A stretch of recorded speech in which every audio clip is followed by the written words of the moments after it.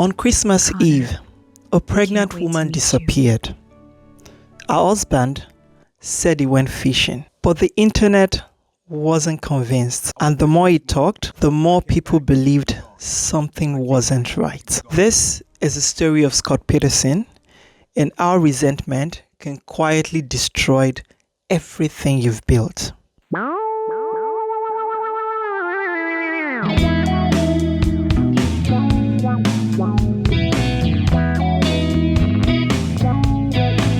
Hello everyone, my name is Remilekun Idowu and welcome back to my channel. This is a space where I tell real stories with real lessons about life, emotional intelligence, faith, discernment, and personal growth. To my returning family, you're amazing and thank you for always coming back.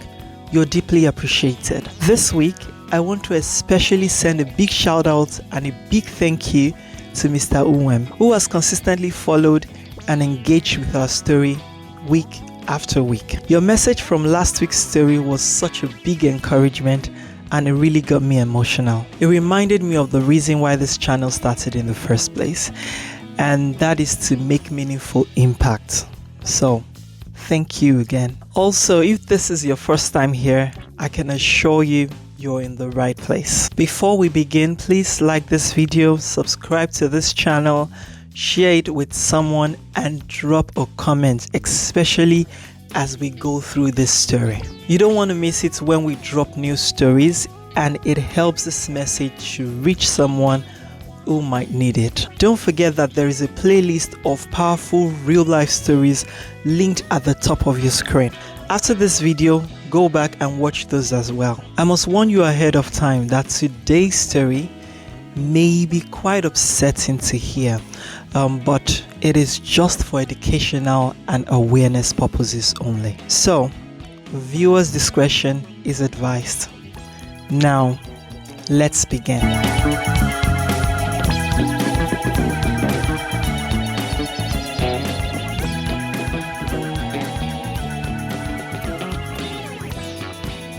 Scott Peterson didn't look like a villain. He looked like the all-American husband. Charming, soft-spoken, well-groomed, and educated. He met Laci Rocha in college. She was warm, kind, vibrant, the type of woman who dreamed about marriage and motherhood. Scott and Laci married in 1997. To outsiders, their life looked stable. They both had a house in California, amazing friends and families, and a life of comfort. Then came the pregnancy. Laci was expecting their first child, a baby boy they planned to name Connor. But here is where something shifted. While Laci embraced motherhood, Scott began pulling away. Instead of preparing emotionally for fatherhood, Scott started an affair with someone named Amber Fry. And here is what makes this story chilling. Amber did not know Scott was married. He told her he was single. Even worse, he told Amber he had lost his wife. Not even divorced or separated. He said he had lost his wife. And this was before Laci disappeared.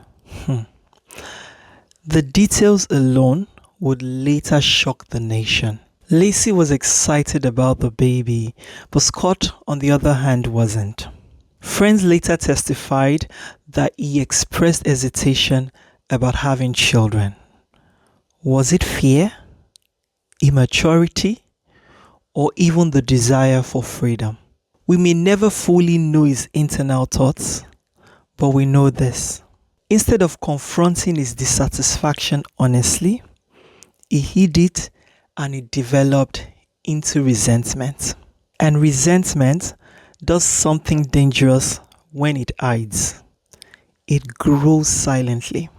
On December 24, 2002, Laci was already 8 months pregnant. According to Scott's testimony, he said he left that morning to go fishing alone. And when he returned, he said Laci was gone. However, Our car was in the driveway. Our purse was inside. There was no signs of struggle. It was just absence. Police were called. The media arrived. And America watched. At first, it looked like a missing person case. But the details began stacking up. People began analyzing Scott's interview, his body language, his tone, his calmness for someone whose wife was missing. While volunteers searched desperately for Laci, Scott sold her car. He tried to sell their home. He also continued speaking to Amber, even while Laci was missing. And when confronted publicly about Amber, he admitted the affair. That made the public shift and the suspicion hardened. Months passed. Then in April of 2003, the bodies of Laci and baby Connor were found. This was near the same bay where Scott said he had gone fishing. The connection was devastating, and Scott was arrested shortly after. Here is where the story turns from mystery to tragedy. The prosecution argued that Scott didn't want the responsibility of fatherhood, that he wanted freedom, that he envied the life without commitment.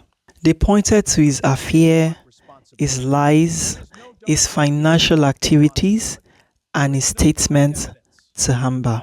The defense, on the other hand, argued lack of direct evidence. However, the jury deliberated. And in 2004, Scott Peterson was convicted. He was sentenced to death, and then later it was reduced to life imprisonment without parole. Scott Peterson sits in prison. His name tied to one of America's most publicized crimes. The man who once had a home, a wife, and a future, and lost all of it because instead of addressing the dissatisfaction he was feeling honestly, he chose deception. And if the prosecution's case is accurate, it chose destruction. The Bible says in the book of Jeremiah 17:9 that the heart is deceitful above all things and beyond cure. Who can understand it? The act of resentment, hatred, rage, envy, jealousness, and the likes of this mind-destroying feelings starts as a child. That is shaped by their environment and grows with them into adulthood when it is not recognized and worked on quickly. This story is not about gossip. It's about psychology. It is not in all cases that envy looks like wanting someone else's success. Sometimes it looks like resenting your own responsibility. Sometimes it looks like craving a life you see others living. Sometimes it looks like wanting escape instead of accountability. Scott Peterson may have wanted freedom, but he lost it permanently. There's so many lessons to be learned from this story, but for today, here are the lessons I would emphasize on. 1. If you're unhappy or feel disappointed, confront it early. Silence and nurturing deep thoughts about your unhappiness breeds catastrophe. 2. Responsibility avoided does not disappear. It multiplies. Face your responsibilities. 3. Image management cannot replace integrity. 4. Resentment handled poorly destroys everyone involved. Get help when needed. The truth is, temporary escape can create permanent consequences. So look deep in your heart and retrace your steps. If the story stirred something in you or it made you reflect, please like this video, subscribe to the channel, share it with someone, and comment below what lessons stood out to you the most. Because these stories are not just about the people involved, they are mirrors. And as you step into this week, I want to leave you with this.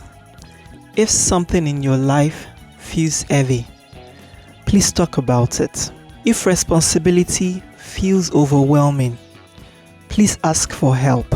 If you feel tempted to just escape, pause, take a deep breath, and think. Destruction often begins quietly. Choose wisdom over impulse. I am Remilekun Idowu. Thank you for watching and have a strong, intentional, and grounded weekend ahead. Stay wise.